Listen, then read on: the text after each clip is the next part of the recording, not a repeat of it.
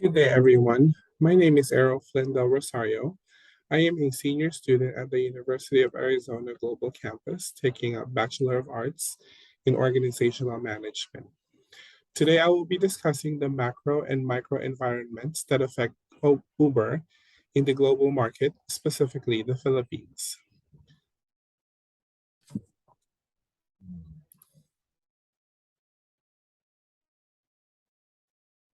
Brief history of Uber and Philippine market.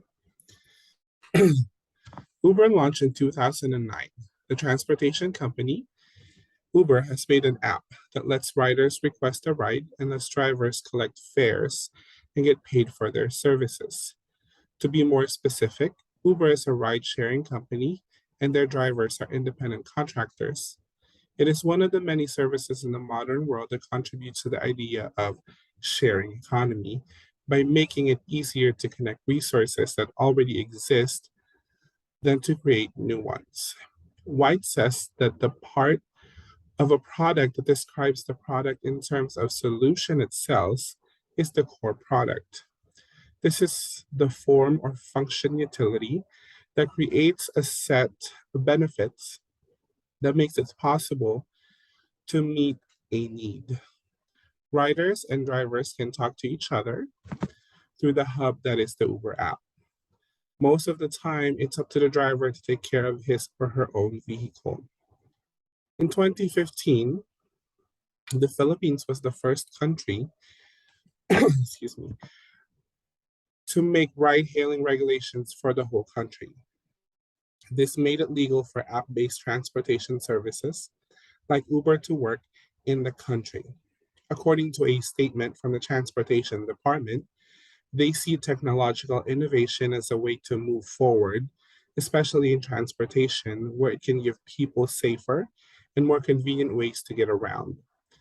They also said that transportation apps help meet the growing need for mobility caused by the growth of cities. According to Madarang, Uber quickly became a favorite way to get around for a few commuters because it was easy to use and cheaper than taxis at the time.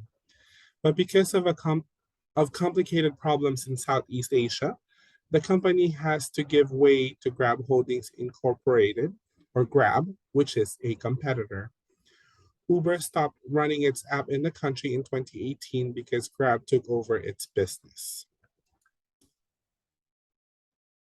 According to White, all companies face pressure that come from people or actors and the way things are going right now, forces. Both the microenvironment, or things that only affect one company, and the macro environment are affected by these actors and forces, factors affecting many companies. Any business will have both opportunities and risks because of these factors. In this case, I will talk about the microenvironment actors that played part in Uber's presence in the Philippines. The public. Many Filipinos had mixed feelings about Uber, Uber's entry in the country. Metro Manila is a major market for public transportation because of the large number of people who live there. By the year 2020, the population of Metro Manila is expected to reach 13.5 million based on the data from the Philippine Statistics Authority. Customers. Statista estimates that in 2021, there were approximately 103 million people that used commuter trains. One can only picture the potential for Uber in the Philippines in 2015 when this mode of transportation became an alternative for commuters. Other than trains and buses, tricycles make up most of Philippines' public transit infrastructure. Uber's target consumers are those that are willing to pay for a higher fee for comfort and safety. Competitors and changes in consumer behaviors are the two forces affecting the microenvironment for Uber. Competitors. Grab and EasyCab are Uber's primary competitors in the Philippines in 2015, according to Forbes. Grab was founded in the Philippines in 2012. In addition, there are conventional taxis that are similar to those seen in the United States. Consumer behavior changes. When it comes to examining many ways to communicate, a growing number of consumers are getting more knowledgeable or savvy. They are also beginning to value corporate and social responsibility and the manner in which a company operates within the area in which it is located. Uber's treatment of its drivers in terms of compensation has a significant number of internet critics in the Philippines. Politics and culture slash society are two of the macro environment actors that affects Uber. Politics. Uber scored a major victory with the passage of legislation that authorized the use of app-based transportation modes.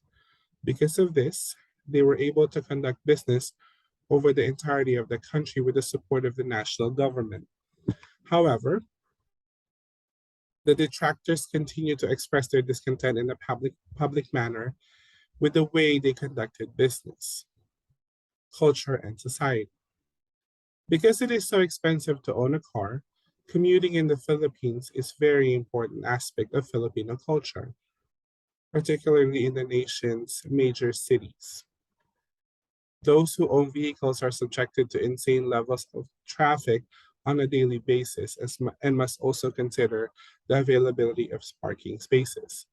And I am speaking on experience here.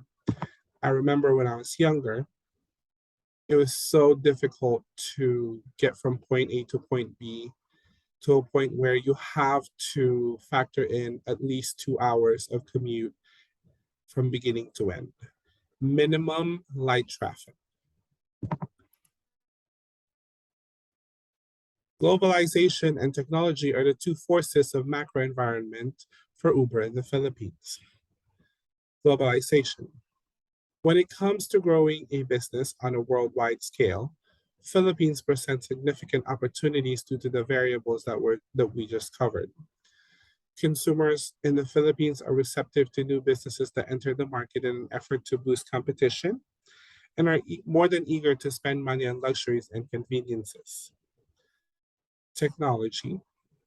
The Philippines' willingness to embrace technological progress provided Uber with a significant opportunity to break into the market. These are all information from the industry website.